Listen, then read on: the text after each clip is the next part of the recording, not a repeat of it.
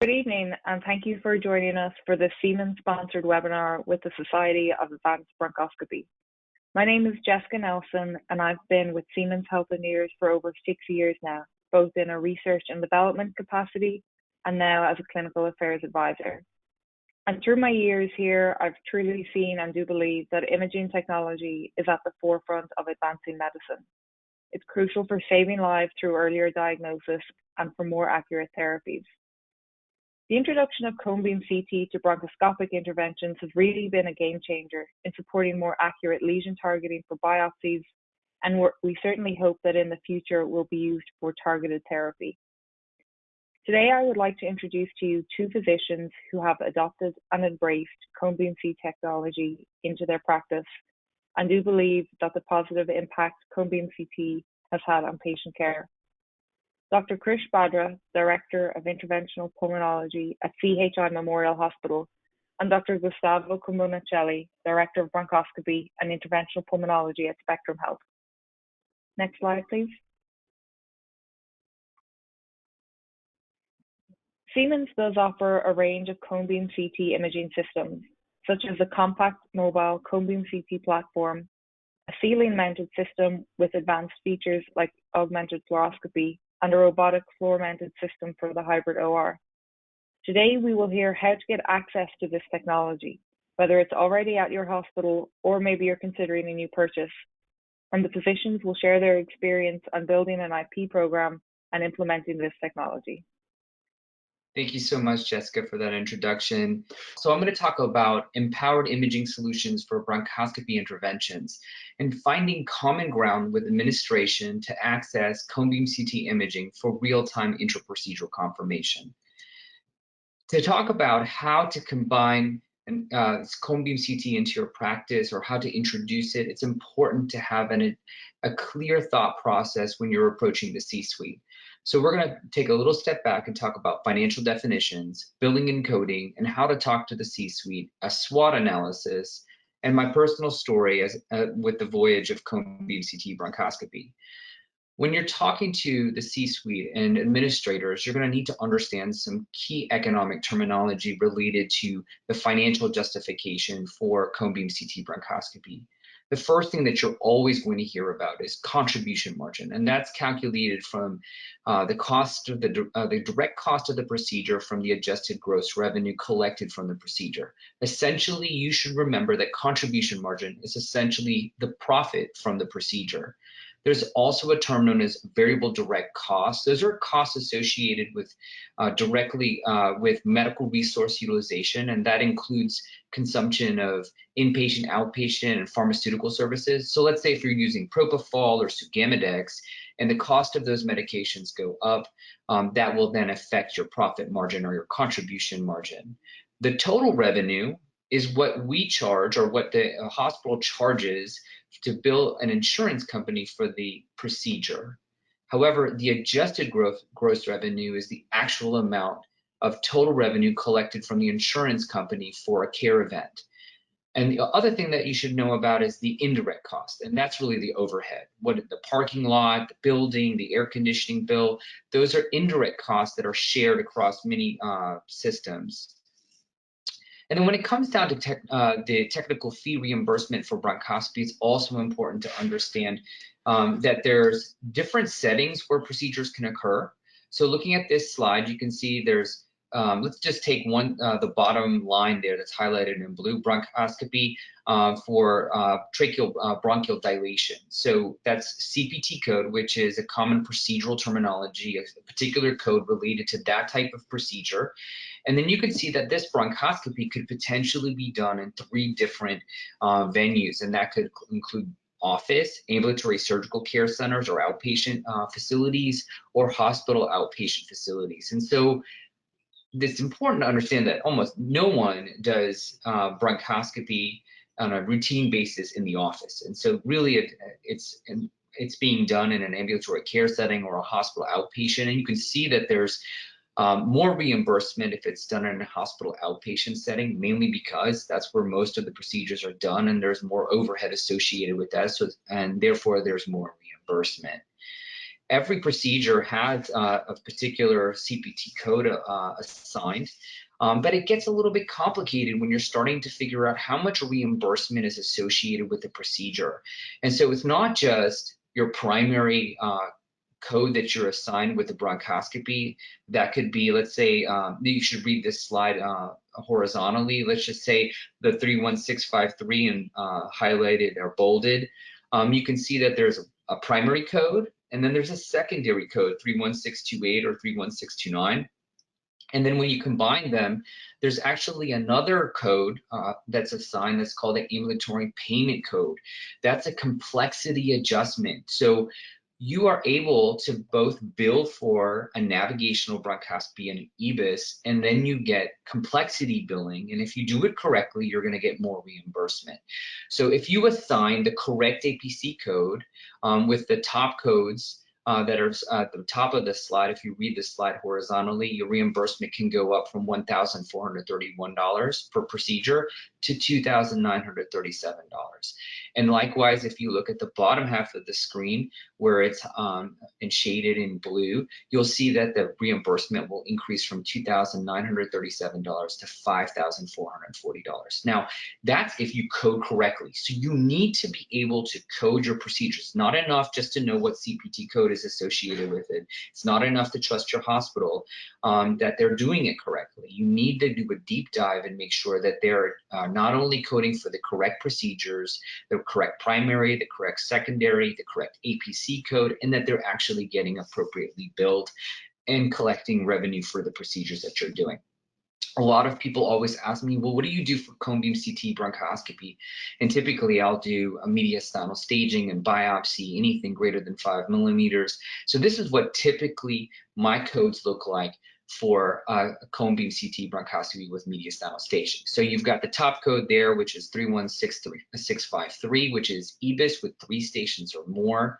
You've got the navigation code at 627, the needle at 29, transbronchial biopsies with 2.8, brush at 2.3, and BAL at 2.4. So that's a lot. But then the cone beam code that you should be billing for CT guidance for needle placement is 77012. So remember that, 77012. And then of course, if you use radial probe, you can add that on. So there's a collection of codes that are associated with the procedure, and it bills at a reasonable rate. When you go to the C-suite, talking about cone beam CT bronchoscopy is something that's somewhat abstract for a lot of people. They don't know how to approach that. And so it's important that you go in with the right frame of mind. When you're walking into the C-suite or talking to administrators or people who are decision makers within administration, remember that what the problem it is that you're trying to solve. So you're trying to biopsy lung nodules smaller than 2 centimeters. That's your problem. That's what you're trying to solve. That's what cone beam CT bronchoscopy will allow you to do. Now, you're the clinician, and so you have that as your main concern, and the CEO is protecting the institution and wanting to grow or maintain market share. And so one of the things that you're also going to have to remember is that with cone beam CT bronchoscopy that you're going to have an increase in diagnostic yield. We published a paper out of Memorial, and we found that our diagnostic yield substantially increased with cone beam CT bronchoscopy from the 70s to 92% using the acquired definition, and that's published in JOBIP. And so when you start talking about that, that's an obvious improvement over previous technologies, and cone beam CT bronchoscopy is a major paradigm shift in the world of navigational bronchoscopy. So knowing all of that information, knowing what your problem it is that you're trying to solve, you need to prepare. So you want to calculate your direct contribution margins and establish a pro forma. Meet with your senior accountant. Find out what those contribution margins are, and then you need to find out what your actual volume is. So a lot of people will tell me I do 1,000 procedures. Well, like interventional pulmonologists and advanced bronchoscopists are a little bit like alcoholics. We exaggerate a little bit. So instead of multiplying by 2, you have to divide by 2. So your actual volume, you need to know what you really do. And then you have to calculate your downstream revenue, and you might need a little bit of help with that. And I know some institutions may not give you that information, but it is extremely important if you can, because you have a much more viable argument for cone-beam CT bronchoscopy, and then formulate a pro forma and projected growth patterns. Now, you have to build a relationship. You know, if you've never met your CEO, never met your service line director, let's say if you're on the service line for thoracic oncology or oncology or surgery, you need to meet with these decision makers on a regular basis. You need to create a relationship with them. And then you need to identify key role players. So you want to reach out to your medical and radiation oncology, your thoracic surgeon. You want them to be involved in that decision making so that they support you as you go and pursue cone-beam CT bronchoscopy. Now, let's say you've made your appointment with your CEO, and you need to have a real clear frame of mind when you're walking in. So the first thing that you want to do, and this is stuff that you learn if you were in B school, is that you start with short, relevant small talk. You come in, you can talk about the weather, you can talk about current events, but first thing you don't want to do is right away start with cone-beam CT bronchoscopy, because you really need to establish a tone during the meeting. You pick at the spot at the table that's worthy of you. So don't sit really far away. Don't be afraid. Consider what you place in front of you. So less is more. Don't bring a laptop, multiple pieces of paper. Don't overwhelm the audience. Don't apologize for being there. This is something that I used to do, is I would say, I'm sorry to bother you. I know you're busy. Don't do that. Take control of the meeting, run it as a conversation, use data and insights really selectively. You don't want to overwhelm people. Use a whiteboard if you can. Manage the clock really thoughtfully. Their time is extraordinarily valuable. You probably won't even have a chance to run over. And then make sure that you have your very strong lockdown action items are really thought out. And so at the end of the conversation, you can say, let's revisit this issue. Let's talk about a business plan. Let's talk about our opportunities going forward and set a timeline. The things that you need to remember is that you're a major contributor to your organization as an advanced bronchoscopist. You're a gatekeeper physician. Yes, you're not a thoracic surgeon. You're not a cardiovascular surgeon. You're not at the top of the pinnacle of physicians, but you're an important gatekeeper. And this concept of gatekeeper physicians is important. You're the gatekeeper for medical radiation oncology thoracic surgery, because you're doing a lot of these diagnostic procedures. You add clinical benefit to these patients. You're doing something good for these patients. And you also have monetary value. This makes people really uncomfortable. Surprisingly, people who have procedural-based practices in our medical healthcare system, whether it's right or wrong, have significant monetary value. And that data has no emotions. And so, you need to be able to remove your emotions from the conversation and make sure that you're really targeted in your approach. And then you have to remember the value of cone-beam. Right? So you're going to get this improved diagnostic yield. If you told me several years ago that I would have a diagnostic yield in the 90s with a low risk of complications, that's incredibly valuable to me now, and I want to protect that. And so I've been fortunate to have cone-beam CT bronchoscopy for several years now. There's also a concept of a halo effect. And what is a halo effect? A halo effect is when an institution has cone-beam CT bronchoscopy, but another institution doesn't. And so what that does is it brings other specialty-related disease processes and patient consultations to your practice, because a lot of people are coming to you because you have advanced technologies. You can do things that other people can't do. You have better outcomes, improved case times. One of the things that people ask me is, well, does it add a lot of time? Well, in the beginning, as you're learning, yeah, it's going to add a little bit of time, but then you're going to speed up, because you're going to be able to go after where the lesion is, because you know where it is. And the other thing that you need to remember is volume, volume, volume. Bronchoscopists miss some sort of meeting when it comes to financial reimbursement for procedures.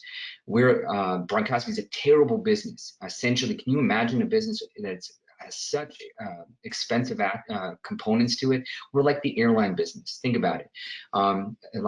They have pilots, we have physicians, they have expensive ancillary personnel, air traffic control, they have stewardesses and they have stewards, we have nurses, techs, pathology, etc. And then we also have expensive equipment. They have airplanes, and we have expensive bronchoscopy equipment, cone beam CT bronchoscopy. So you have to remember that the language for the CEO is volume. They care the most about volume and a positive contribution margin. Remember to hold yourself accountable. Make sure that you understand that CEOs change. Let's say you get into a situation and you're just not getting ahead. Well, the average life expectancy of a CEO is 5 years. So in my institution, our CEOs have changed several times over the decade that I've been at my hospital. And then with different leadership teams comes different opportunities. And so the other thing that you don't want to do is you don't want to overpromise, because oftentimes your promises will be remembered, and if you go too far, that's going to be held against you later on. Give yourself ample time. Don't be discouraged. You're not going to, you may not be able to walk in the room at the first meeting and say, hey, I want to have access to cone beam CT bronchoscopy. I want a fixed system. I want a mobile system. And your answer may not be right away. Yes, let's do it. And remember that CEOs are CEOs for a reason. They are listening to hundreds of physicians, lots of complaints, lots of opportunities. They're trying to manage a healthcare system that's multiple hospitals, multiple clinics, imaging centers, thousands of employees, and you have to keep that all in mind. And so you just want to make sure that you have that in your thoughts. The next slide I'm going to show you is a SWOT analysis. So what's a SWOT analysis? And so in the business world, this is very popular, and this is strengths, weaknesses, opportunities, and threats, both internal and external. Very busy slide, so let's break it down. So the strengths of cone beam CT bronchoscopy. So if you have cone beam, new technologies such as deliverables or future applications of therapy for lung cancer can be more easily introduced. You attract more patients, more revenue. You have a concentrated procedural practice. You can do more technology-driven medicine. You can increase both inpatient and outpatient consultations, procedural volume, and of course, increase downstream revenue. The weaknesses, for cone beam, well, you're gonna need hospital support. And then you may be in a situation where your partners might say, hey, you're playing down in the bronch lab and you're not helping us in the ICU, but they have to understand also that there's relative value versus relative input. It is extraordinarily valuable to do procedures for patients with thoracic oncology for stage shifting and clinical benefit for patients, and also monetary and financial benefit for the hospital and institution. So just remember that that's relative value versus relative input. You have to understand that if a hospital refuses to purchase or give you access, that could pose a problem. And then interventional radiology and cardiovascular surgeons may block your access to a particular fixed system room or hybrid room.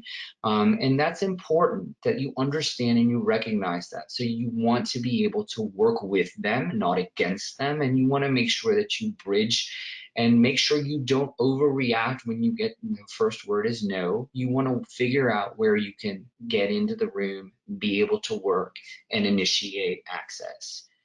Opportunities, cone beam CT bronchoscopy helps increase rather than decrease surgical referrals, because you're going to be biopsying small lung nodules. So that means you're going to increase thoracic surgical volume. And of course, you're going to have increased thoracic oncologic disease for referrals. Threats. So let's say the hospital down the street, they get cone beam, and then all of a sudden, that's a big threat to you, especially if you don't have it, you're not experienced with it.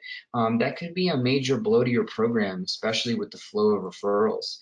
One of the things that people ask me, well, and this happened to me. This is actually from my hospital when we looked at our revenue over a cycle, where there was a question: are we making money? Are we producing revenue? So this is just 9 months in 2018. You can see that there was $7.2 million in revenue, over 229 cases, and so it's a pretty good return in terms of these types of procedures. So I want to talk a little bit about my story. And I think this is really important for you to understand. And so when I first walked into a cone beam room, which was our our cardiovascular surgical room or hybrid room, it wasn't being utilized very often. It only had 5% utilization. So medicine guys like myself are not very good traditionally with understanding block time. And so when you ask, hey, is this room being utilized? There's actually a utilization rate in most hospitals. So mine was 5%. So it gave me an opportunity to be able to go into the room. It was a shared space with CV surgeons, so understandably, there is some friction when you walk into another person's space, so you have to understand that. And to kind of help bridge that, I talked to them, and eventually they became very supportive. But also, I had to talk to the C-suite, and I had to make that argument that this is something good for my patients, and real-time intra-procedural imaging, increased diagnostic yield. And then we performed a direct contribution and downstream analysis. So just under $2,000 for direct contribution and around $5,000 in downstream revenue in the year one. And so there's a significant value for these patients that we biopsy. And of course, there's a high hit rate for thoracic oncologic disease. So those patients with cancer are very valuable to the hospital. And of course, we're doing what we wanted to do in terms of our clinical mission to help these patients. You need to understand OR block time management. You need to start on time. You need to utilize that room. And slowly but surely through your oversight committee in your operative room, almost every hospital has one or has some sort of matrix to make those types of decisions. Then you can acquire block. Block is gold.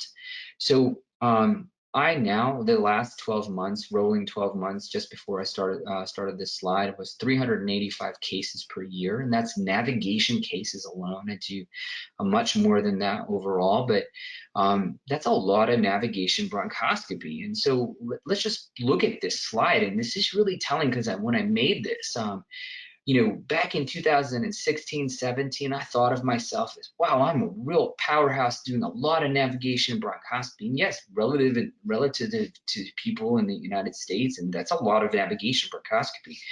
I saw a lot of lung nodules, but I always had to pick and choose. I couldn't go after all of them. And then, once you have real-time imaging, we're all really good bronchoscopists on this call. Those of you who have a strong love of peripheral navigation. And what you'll find out is with real-time imaging, like cone beam CT bronchoscopy, you're going to be able to know where the lesion is and drive to it and get to it. And so what happens? So all of a sudden, your diagnostic yield goes up. You get good at it. You get faster at it. And then you start to see the volume really peak. And so not peak or just continue to rise. So we went from 120 in 2018 when we first walked into the room, was in December of 2017. And there was a little bit of a learning curve, some access issues that we had to work through. And then in 2020, and this year we're projected just to go, somewhere around 400 or 399 navigation bronchoscopies. And so that tells you the power of this type of technology. And it's the first time that we've been able to cannibalize other referral sources. We've been able to, be a preferred procedure over interventional radiology. And so the, biopsy techniques, and of course for less invasive than surgical techniques. And so this has a very powerful prospect in our playbook as physicians, and so it's something to keep in mind. At this point, I want to hand over the screen to Dr. Cumbo-Nacheli, who's over at Spectrum Health. Gus, are you on the call still? I am very much so on the call, and I'm connecting my camera just to say hi to everybody. Can you see my slides in the back? Yes, can you, and you've taken over, correct? Yes, if you can see the slides, I do, and thank you everybody, and here we go. So I hope that you can see my screen and you can see it in full version, correct? Okay. So what this is going to be about for the next 20 minutes is going to be essentially discussing how do we build a program, why do we build a program, workflows of maybe using some bronchoscopic tools, and what are the future uses for cone beam CT scanning. And what is it that we're trying to do? Well, this is a busy slide that essentially it's a visual work frame in which we try to see how can we conceptualize the next steps in furthering what we know, and how can we involve C-suite in some of these decisions and provide them with some access. What do we want to do with the community impact? What are the referral sources that we want to impact? What are the clinical specialties? What technology? So we started in Spectrum Health roughly 9 years ago, all the way to the left with a reactive nature, doing basic interventions, and we started to move from left to right, and this maturity model allowed us to involve more C-suite, do more research, and allocate resources appropriately. And again, this is a busy slide, but what we're trying to say is what are the stepping stones to get to world class, which is what all of us we set out to do. And what we want to do is, what's going on? Why is it so important? Well, because lung cancer is a natural killer. We know that the earlier that we diagnose this, the fastest that we can diagnose this, the more likely that the patient will have a beneficial or a positive outcome. And unfortunately, there's more people dying from lung cancer than prostate, breast, and cancer combined. And unfortunately, we see that the stages, the survival is according to the stage. And we want to say that we want to prevent patients to get to the stage 3 and 4 and intervene early by having better tools to get there, better tools to see where we are, and hopefully provide stepping stones in order to create the different pathways in order to get to where we want to be. And what we're trying to think and what we're trying to conceptualize is that today we have most of the tumors are stage 3 and 4. Unfortunately, lung cancers are function in a way that they are asymptomatic, they present whenever it's too late, and we don't have a great technology being used for the past 10 years in order to get there as early as possible. And we're trying to stage shift to more ones and twos, and therefore we need to find better ways to get to the tumors and make sure that we are working in the space that we want to work. Most of the tumors on early stages are less than 1.5 or 2 centimeters. If we start waiting, and the TNM staging is going to start going up, and once you get nodal disease, we start involving oncologists, and unfortunately we'll be maybe talking about later interventions. This is where I believe that cone beam CT technology comes to play. We are very, very likely to be more precise and also more accurate. Some of the tools that we have in our armamentarium can have high precision, but not accurate. There's other technologies that get you in the zip code, but you're not really where you think you are, because some of this technology is virtual, and some of this technology is essentially a reconstruction from a CT scan that could have taken place a week, a month, or a year ago. So the more recent information that we have, the more accurate we can be. So we envision a future in which we can have precise tools to get us there and work in the space, and tools that will enhance our accuracy. Therefore, we are hitting undershots in the center of the target. And we know that by using cone beam CT technology, we are able to increase our accuracy. And again, this is a Siemens webinar in which we want to talk about how cone beam CT has improved our accuracy. And we are not talking necessarily about diagnostic yield here. Diagnostic yield defined by true positive over all cases. We need way more volume. There is a lot of information out there that you increase the diagnostic yield by anywhere between 5 and 15% points, depending on the operator experience, the target selection, where is it. But there's research being done actively in which we can redirect some of our tools that we believe that are in the right space, and we can ever so slightly move it a couple of millimeters, and boom, we're there. And one of the facts that we want to talk about is that the present tools that we have are not, and I repeat, not adequate to get a diagnosis. And there's a lot of work being done retrospectively and meta-analysis, and 73% the work from Dr. Falk, it's a testament that sometimes we think that we are where we are, but we're not. How come we can have all the tools where we think they are, and all of a sudden the lesion is not in the tool? The tool may be in the lesion, but how do we do that? So what we want to make sure that we agree, all of us, is that there has to be better platforms to get where we want to be. And I am a firm believer of robotic bronchoscopy.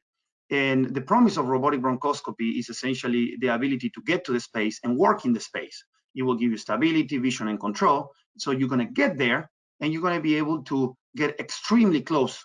But unfortunately, sometimes or oftentimes, we need to leave our bronchoscopes a little bit far for the tool to get to where it needs to be. There's some tools that are sharp, and there's some tools that are blunt. So how do you know that once you're directly in front of the lesion by 1 centimeter, the tool went where you think it did? And that's one of the reasons why our diagnostic yield has not been above 75%, even with best technology available in the absence of cone beam CT. The promise of cone beam CT bronchoscopy, which is a value proposal, is essentially to conquer the space. Now you have the tool in the area, maybe the forceps went one place, maybe the needle went in a different space, and maybe the brush. Once you confirm where each tool is, you can potentially work in the area of concern, and it may be as small as 5 to 8 millimeters. Therefore, I proposed and I submitted this for a publication. And to me, there's 4 steps in order to get to a diagnosis. The first step is to reach the target. I use a robotic platform in which undoubtedly gets me where I want to be within 1 centimeter every time. If there's a challenging case that there's not a nearby airway and I'm maybe off by 2 or 3 centimeters, then I started thinking about having a lower diagnostic yield, and therefore we move forward with acquisition of cone beam CT technology in order to see that the tool is where it should be. So you can see in the second image that where it's a step 2 tool position confirmation, that I have a nodular area, that my needle is right in the middle of it, and the scope is roughly 2 centimeters. The third step, with robotic bronchoscopy, we can see what we're doing. And we have learned that the samples that we're obtaining mainly from 19 and 22 gauge needles are adequate. So again, we know that there's a problem with us not getting to the targets. We know that there's a problem that we get close to it, but we don't get the lesion inside of the tool. We know that cancer is a natural killer, and it's causing way too much problems for the federal and other hospital systems. And we need to find a way to work better with this space. We need to find ways that we can not so easily be underwhelmed about the literature as we have with robotic bronchoscopy initially, and then we move towards maybe understanding how this works a little bit better. So let's try to follow the breadcrumbs. We know that being able to see is beneficial for us as proceduralists. And so what do? Well, what we do is we try to use all the tools to flip the ratio. Let's see how we can learn how to work better with all of these platforms in order to flip the ratio and decrease the diagnosis at advanced stage, hopefully be able to provide patients with more surgical treatment, and hopefully get to this in time in order to prevent recurrence and shorten the time from referral to first biopsy to second biopsy to surgical resection to whatever may delay the patient's journey to hopefully recovery. So we need to take lead on this, and we need to stop following what has been the traditional gestalt. And this is where we combine and we believe in the power of robotics and cone beam CT. There's multiple papers that have attested to the many benefits of be equipped with the cutting edge, bleeding edge of what technology can offer. And therefore, SPIN has created, or Siemens has created a CO SPIN, which is essentially a much more malleable, much more flexible platform with a very small footprint that it can be pretty much retrofitted into most bronchoscopy suites, and has a lot of features that are very attractive to the modern pulmonologists and the advanced bronchoscopy. The mobility of the system, the large free space makes patients way more prone to be able to be worked on, and there's no really restrictions with BMIs or table position. This is a very flexible arm that will let you pretty much fit anything and anywhere. It's very, very small footprint, so you can move this in, you can move it out, you can use this as a fluoroscopy device. It's motorized, so don't be surprised if your gastroenterology or your pediatricians or your surgeons all of a sudden want to say, no, can I borrow this to the case? And the spins are very quick. There's 3 settings, 2 of them take 30 seconds, and the full power, best quality, is 60 seconds. And we like to do a ventilatory post. And we have seen in a large number of patients that there's no implications from doing a ventilatory hold in order to allow for spin to do a 30-second, and maybe a 60 if you need it. Good spatial resolution, very nice displays. and you can do a lot of angulations and get creative on what you want to see, especially for those targets that may need a little bit of obliques or even laterals. Now, how do you set it up? Very small footprint, 13 square feet the chassis, the monitor is 5, and you can put it normally as you do. And these are most of the features that we love to see. And why do we love to see them? Because it's fully mobile, the electronics are integrated, the collimator is under there. There's absolutely no problem to be able to adjust and move in and out. The gantry is very generous, and there's a lot of footprint that you can take in the C-arm free space. And the monitor is a monitor, but it's a printer and inputs and digitals, and you can do all the screens. And when I do robotic bronchoscopy, I ever so slightly angle the robot. It's a very forgiving platform, the platform that I use. So I do maybe 10, 15, 20 degree angle, and it booms. It just works flawlessly, and we have not seen significant amount of interference or no interference at all. Therefore, you can position the patient. You can do an initial spin to make sure that the lesion did not shrink, which will prevent a lot of non-diagnostics. That's something I love. I just spin the patient right before to make sure that we're isocentered, meaning that the target is in the fields that I can see axial, coronal, and sagittal. And once I get my initial 30-second spin to make sure that I can see the lesion and it didn't shrink, I take the arm out, very simple to take out, bring the robot, position everything, navigate in there, get within 1 or 2 centimeters of the lesion, and either if I see ultrasound image, I will spin again, or maybe I will put a needle and then spin with a tool in lesion, hopefully, or redirect. But I learned invariably that my robotic bronchoscopy farmer gets me very, very, very close. But Conbeam CT from Siemens, take it home. And this is essentially the platform that we have. It's a C-arm that rotates fully, and you can see that takes very, very little footprint, and it's a very forgiving platform in which you can see and you can reconstruct, and it has excellent image for what we set out to do.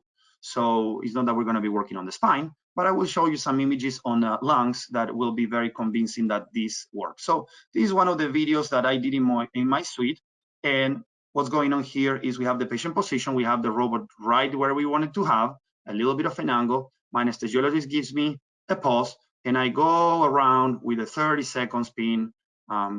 We let it go. We just get ready all the tools. And once the spin completes in the 30 seconds, it takes roughly a few seconds to get the images going. And then we are able to evaluate if the tools, in this case, you can see the radial probe that is thread through the arms into the patient.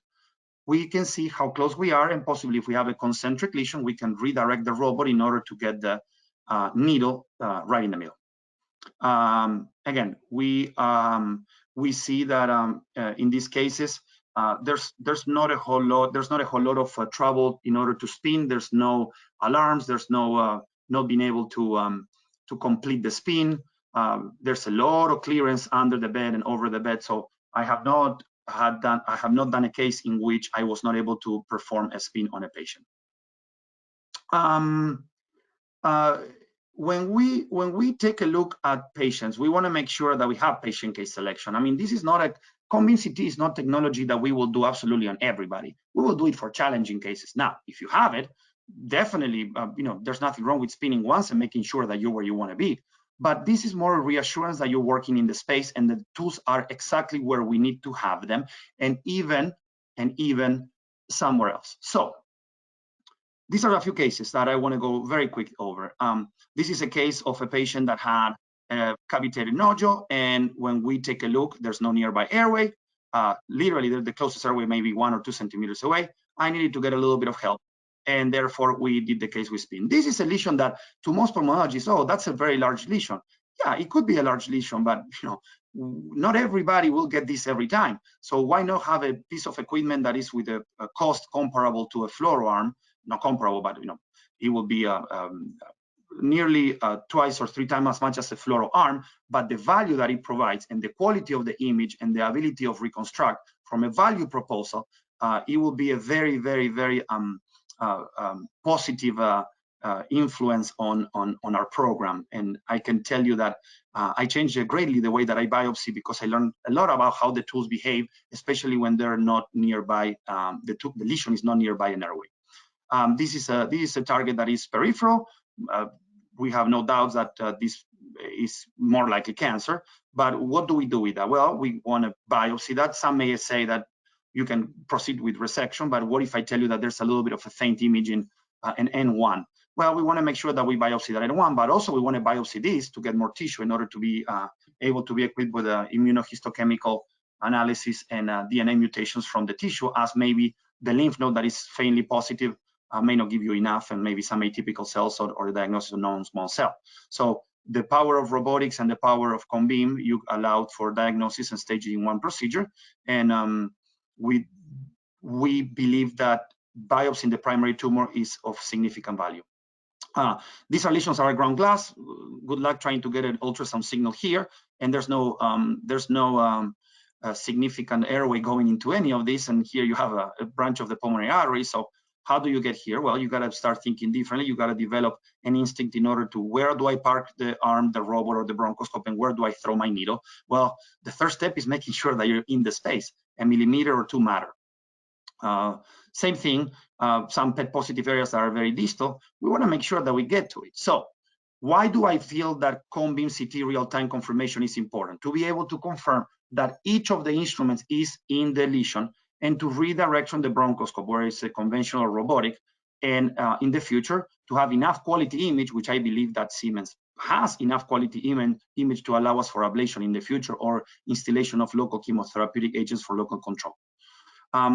Again, these are all other cases. These are all my cases. And these are cases essentially in which we are able to see very distal lesions, and I can go all the way to the pleura. I did overshoot, but I did not open my forceps there. When I left the forceps in there and I spin and I see that I'm on the rib, what I did is I retracted the instrument by 1 centimeter. I did not cause a pneumothorax on this patient, and I was able to have diagnostic tissue on the first pass. This is a challenging case because this was a female that unfortunately did not have enough airway for me to get closer. And we were trying, and even though I was not able to make a turn with my robot, not that it was just too small of an airway, and I wanted to get at least something. So I had an airway that was a straight shot. So I parked my robot within probably 3 centimeters. I advanced my forceps all the way in. I could see very clear that I was in the tumor. I got a couple of biopsies.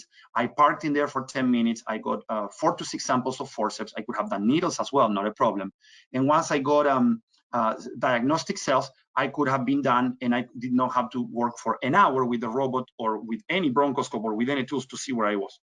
But furthermore, I'm going to show you the workflow of this case in order for you to see that it was a very challenging case. And even if you take a look here, my forceps, my instrument was in one of the cuts in the axial was lateral, was lateral. So there was something that the axial alone or the AP would not have told me that I was there. And the 3D slices and the multiplanar ability of spin lets me know that I'm exactly on the space that I wanted to be. And you can save these images to your packs, and definitely you can discuss in your tumor board. Can you make an argument that you could do these cases without spin and without robotics? Yes, you can. But what if you learn how to do this on big masses and then you start going after small and smaller and smaller and smaller? You have to start somewhere, and this is how I started. Then I said, okay, I'm gonna get very close. So another spin case, and I was able to get the robot all the way to the left apex. And I realized that my robot, where it was, I didn't want to pull it, because if I pulled the robot, I would have not been aligned with it. So I left the robot there, and I was able to advance my instruments right in the middle of this thing, but I didn't overshoot. So I knew that ever so slightly taking the instrument right outside of the robot, it gets me in the lesion. So instead of doing a draconian throw of a needle, I was able to calculate and do a little bit of finesse to get there.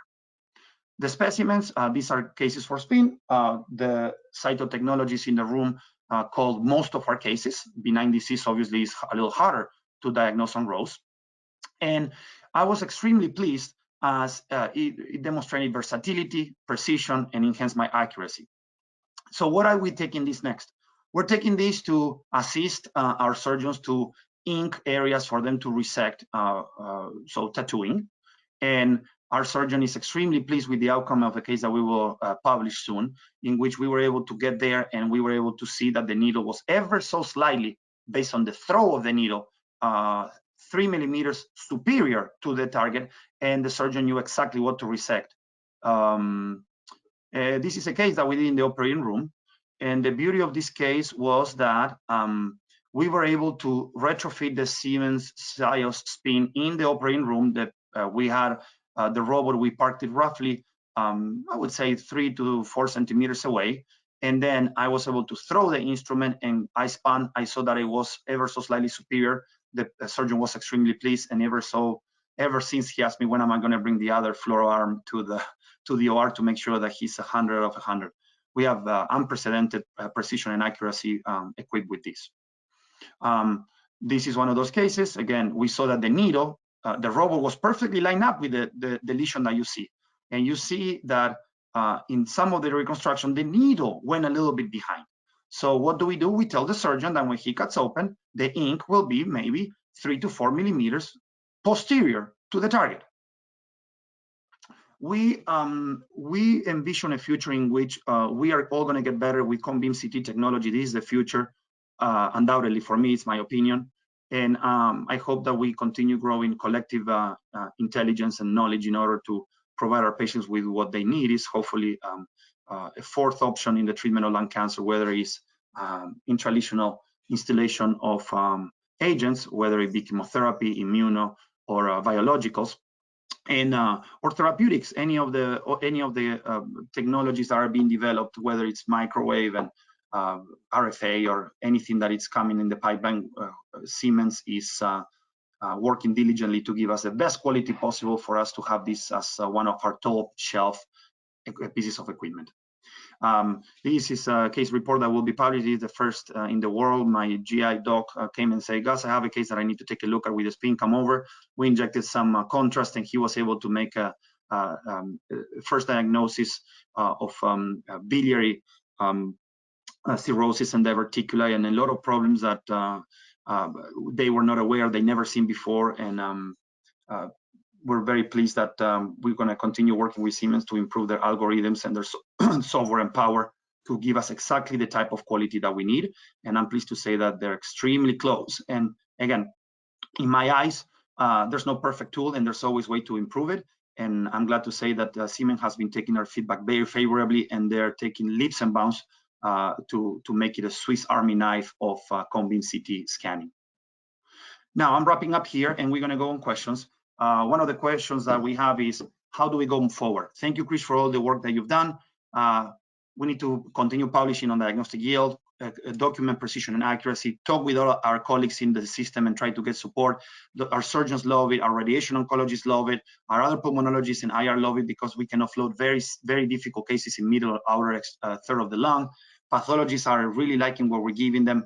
Anesthesia continues to grow for the support. It's generating significant downstream revenue. And it's a cross-specialty platform that you can be easily wheeled in and out. It will undoubtedly impact the region where you're going to be implementing this technology. Patients are satisfied because they get to work with the latest technology and they don't have to have second or third biopsies. You're going to be extremely competitive and take a lot of market share because you're going to have something that is going to work and it's going to go really, really, really well. C-Suite, they like to be part of something exciting. I got our cone beam CT scanner through a philanthropic gift through the Spectrum Health Foundation.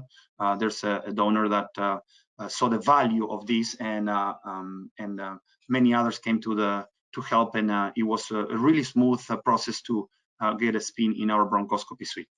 We're doing research in various areas with this, and again, what we want to say is compare the technology out there, take a look at the square footage of the different platforms, take a look at what do you need it for, make sure that you're willing and able to get this right then and there, and it is something that is turnkey, it's plug and play. To me, there's no downtime for any type of retrofitting and moving things in and out. It takes the footprint of a fluoro arm, and we have taken leaps and bounds to get us to the next level. And as Krish was saying, strengths, weaknesses, opportunities, and threats to the program, make SBARs, which are situations of your program, background of why you want to move forward with this technology, a good assessment of where you want to be, and recommendation of what we, in this case, was move forward with the acquisition of a mobile solution for cone beam CT technology for robotic bronchoscopy for peripheral lung nodules. That was a long sentence. And my maturity model bought a lot of C-suite and executive support. Last but not least, let's talk about value. Value is a formula of quality, plus outcomes over cost. So the outcomes can be patient experiences, can be your diagnostic yield, and the quality is the process in which you institute all of these things. And the cost, obviously, how much it is. With the price tag that your local rep will discuss with you, I believe that is a very, very beneficial proposal for any system. Therefore, patients, providers, payers, and suppliers, and the government and state will love to have something that works better, gets there sooner, and gets treated more effectively and efficiently. Remember that we're doing this for patients. None of us are doing this just to try things and just to see how it works. We want to be able to help patients and try to get them to where they want to be. If I can work in the space, I can conquer the space, and I can give the pathologists with a big chunk of what I think is wrong, I'm going to be able to provide them with a much better option for them to move forward with their treatment. To me, this quote is the dreamer. The difference between a dreamer and a visionary is that the dreamer has his eyes closed and a visionary has his eyes open. I don't like the fact that for me to do biopsies without seeing, for me to throw instruments with only one plane, AP or lateral oblique. To me, that doesn't do it anymore. I want to keep my eyes open. I want to know where I'm working. I want to confirm, and I want to be able to show others that I was there. I did the best I could, and hopefully we're going to start being bulletproof, and we're going to be starting having diagnostic yields north of 90% in very, very, very small targets and lesions. This is one more stepping stone, I think, that is very firm. And I believe that with Krish and Siemens, we were able to show you a lot of work that is being done, and we would love to entertain questions that you can start leaving in the Q&A area. We will welcome you to further opportunities through the SAB, and there's going to be more webinars coming up. We will likely do another webinar for Siemens at the end of the year with much more programs that are jumping on and providing us with good feedback. So far it's going great. I want to give a special thanks to Jessica, Allison, and Rohini for the work that they have been done, for Emily to set this up, and for Dr. Bhadra to give us his time and generosity to share his knowledge. And he has been known for his skills in motivational speaking. And thank you, Krish. You always get us to get very pumped. And again, we invite you to join us in the SAB for our membership, that we're going to have much more lectures. And remember, everybody, before we go to the Q&A, that we have the virtual conference coming up on Saturday, June the 12th. We are taking applications for membership and signing up for the virtual conference. We're going to have a very exciting agenda. And again, I want to thank leadership from ASAB, leadership from Siemens, and all the efforts. Now, without further ado, I would like to open for questions. Remember that you can write some questions in the questions area. Otherwise, I'm going to get kick-started. Krish, I would love to see you and maybe hear you. Sure. Let me get my...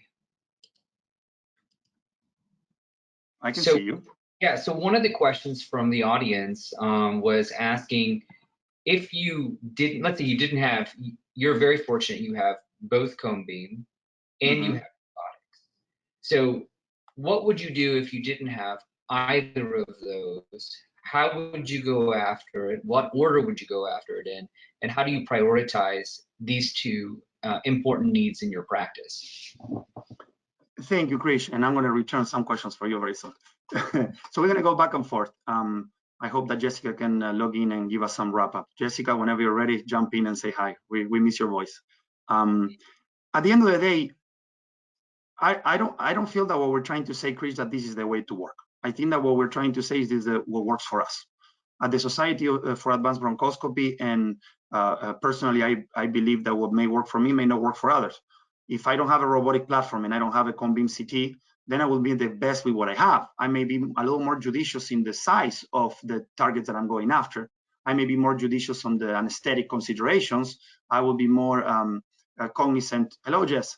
I will be more cognizant of the tools I'm going to use, and I will be very, very cognizant of my limitations with the bronchoscopy platform I have and with the eyes that I can have. So would I go after an 8mm outer third of the lung without robotics and cone beam? Probably I haven't when I didn't have it, but right now I feel empowered to go after smaller and farther things. So you do what you can with what you have, but don't forget that you have a lot of power to start getting various tools in your armamentarium to provide what we patients need is world-class care in every single institution. Krish, you can chime in on that one. I think it's a question for both of us. Yeah, I think what was really interesting is that, you know, walked into a cone beam room several years ago, and one of the interesting things is then acquiring all this block time. And actually now I have about 12 out of 16 days of operative time that are in the hybrid room or the cone beam room. And now I'm outgrowing that, and you can see some of the volume constraints that we're having, and because of competing service lines, and it's a valuable resource. So one of the things that I was really interested in is, this mobile cone beam, whether that would fit into my portfolio, could I expand that into a different area? But also importantly is that the administration, at least in my hospital, is also open to building out fixed systems. So that's also fascinating to me. I've taken the leap to go into robotics as well. That's going to be happening in the next 2 months. So I'm curious to see how that plays into my portfolio, how much better I would be as a physician. And I'm listening attentively as you discuss your workflow. And you're right, though. I think you do the best with what you can, what you have. You do the best with your skill set, with your abilities. But I do think that most people with advanced technologies such as cone beam will have the benefit of being able to go after lung lesions that are smaller and smaller with greater accuracy, and then opens this door that you talked about, which was both therapeutics in terms of deliverables, injections and intratumoral injections, and other types of deliverables and ablation. And so I think this is where we're headed. We need this not 2D and a half imaging, but really true 3D imaging to be able to confirm where we are with confidence. And I think that's a game changer for, at least for me.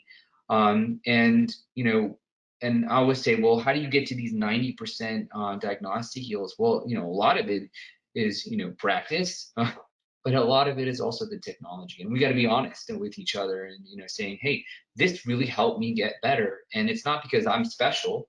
It's because this technology is special. And so I think that really separates it. One of the things I wanted to ask you is, I think you've had the benefit of both working with fixed systems and mobile systems. Is that correct? So yeah, so you're one of the few people who've been able to do that. So what's your take on I was stunned by the image quality on the mobile. What was your take when you looked at that, when you compared it? Thank you. I think that there's different tools for different jobs. And I think that for diagnostics and for most of the lesions out there, SPIN has provided me with what I need. So for me, when I had to compare, do I move forward with a fixed system, particularly at this point in time, or do I go differently? For me, was try it, and I did try it. I went into this with hesitation. I was worried about the power, and is there going to be, I'm going to be lacking something like augmented fluoroscopy, and what if it's too blurry? And to me, those were valid questions, because after what we've read and what we've seen, I wanted to get my toe on the water. And after the first 48 hours, the first day was, okay, what is going on here? And on the second day, I saw that it was a tool that I could use. It was like a pair of shoes that you fit in the shoe store and you walk, and you just say, I don't need to walk all the way. You just walk to the register and say, ring me out, and you start running. So to me, the benefit of SPIN is that it lets me see where I am with enough power to discern what the tissues are. And when I get asked, well, Gus, we have only so much money. Do I go with Robo? Do I go with SPIN? Do I go with a fixed system? Well, what do you want to do? What is it that you want to do? Do you think that you get there with a regular bronchoscope and with a C-arm and you tape it when you got your fellow thumbing down and that's your thing? Well, then get a cone beam CT scanner. But if you cannot get even close to the lesion and you're excellent with fluoro, well, maybe you want to explore other technology. But I can tell you that eventually you're going to get to cone beam because you want to see those 3 axes. Those 3 axes are huge. And I'm glad to say that SPIN provided me with the eyes pretty much at the same quality that any other systems that I tried before. And I didn't have to break down, or I didn't have to retrofit or take my bronchoscopy suite offline. So for me and my executives was a value proposal. They didn't have to invest a significant amount of money. They didn't have to turn down the bronchoscopy suite and get it offline. And we are actively working with Siemens in order to improve the quality to get it from a 9 to a 9.5. That's great. I think we never a 10, Jessica, never a 10. Now I have a question for you, Krish, and I think we have only 2 more minutes. And I hope that this is something that you can provide me a little bit of your wealth of knowledge. So one of the things that, and you also work with a different platform, robotics, but you work also with Siemens. And the question is, whenever you think about radiation exposure, and whenever you think about the ability of prioritizing technology, and you have all of these options that your system is providing you with, what is the compatibility with robotics? How much radiation additional you're exposing to, and maybe the quality? Jessica, you can also help Krish with this. Well, I think I'm going to break down that question. So the first thing that with cone beam technologies is talking about radiation exposure. So radiation exposure isn't the number of spins per se. It isn't the number of fluoro time. It's actually related to the BMI of the patient in a dose-dependent fashion. So if you have patients that's extraordinarily obese or overweight, you're expecting to see higher levels of radiation compared to somebody who has a BMI of, let's say, 16, who's very thin. The second piece is that what's the compatibility of cone beam CT bronchoscopy with a fixed system and that of robotics? It's compatible. You've just shown that you can be compatible with the Aura system, and of course the Ion system is also compatible. In fact, I think at Intuitive they have a Go room built in, so they utilize that when they showcase their technology. So that's something that was an attractive feature of cone beam, is that it integrates well with platforms, including catheter-based systems, robotic systems. So no matter what you have, you can utilize cone beam, and so that's nice. And then I think one of the other things I think that's really powerful about it is that you say, okay, radiation exposure. And this is related to particularly when we're doing the spins and during fluoro time, is with robotic platforms, you can actually pull away from the controller, you can walk away. And in the world of radiation, I obsess about cone beam, so I think about it a lot, but time, distance, shielding, so you want to be shielded, you want to have, you want to lower your radiation time exposure, and plus you want to have distance. And so every time you take a step away, you decrease your level of radiation exposure by a square root of 4. And so what's interesting is that with platforms like these robotic platforms that we're mentioning, in addition with cone beam, you can really get away from the fluoro entirely, or at least the radiation. So I think those are important points that you're bringing up. But the bottom line is that, at least in my fixed system, when the cone beam is spinning, I'm not even in the room. I'm behind in a control room, right? So I'm not even exposed to the spin dose. That's also important to understand. And the cone beam technology allows us, with very low levels of radiation, extraordinary image quality. And I think that sets it apart when compared to CT fluoro and traditional CT scans. Excellent. We are at time, and we can keep on talking about this passion of ours for a while. I'm gonna make one last comment, and Jessica, can you hear us okay? And maybe you can say a few words to wrap us up and take us home. But my take-home message is, I think that the future of interventional pulmonology, Krish and I were both board-certified interventional pulmonologists. 5 to 10 years, most of the bronchoscopy suites will be retrofitted with some sort of cone beam CT scanner. Most of the bronchoscopy suites will have some sort of robotic platform. There's a lot of R&D in many of the leading companies to get their own robotic platform. Whether it's a fixed system or it's a mobile system is a preference. I really believe in the value of having a mobile system with such a high quality of the image. And I gave it a 9, but for me, in every case, worked at a 10. But I want to keep on working to get us to the next level. So what is the value added? To be able to see. To be able to see. I want to know that I was where I wanted to be, and if it's non-diagnostic, I want to know what happened there, and I want to be able to biopsy different things. I see where my tool is. The amount of satisfaction that is for the patient to know that we went under a very small lesion that otherwise we wouldn't have gone, and now we can combine technologies that are compatible. That is where it's for me, to be able to say, it was small, we got it, surgery next, and hopefully you're going to get cured, and that's the future, right? Get catheters and diagnose, stage, and treating one. Within 24 hours, the patient goes home after just having found a spot, and now the patient is cancer-free. So thank you, Siemens. Thank you, Krish. I'm very excited about this technology. And Jessica, would you like to close us for wrap up? No, I just wanted to thank you both for doing this webinar with us today. I think both of your presentations were extremely insightful, and I'd just like to invite the audience to reach out via FAB or to any of us individually if they have any other questions. Yeah, it was just fantastic to hear from you both from your successful practice and your experience with the systems. And again, thank you for joining us today. If you build it, they will come. Thank you, Krish. Thank you, Jess. We'll see you at the end of the year with more Siemens webinars, and thank you for your support and developments.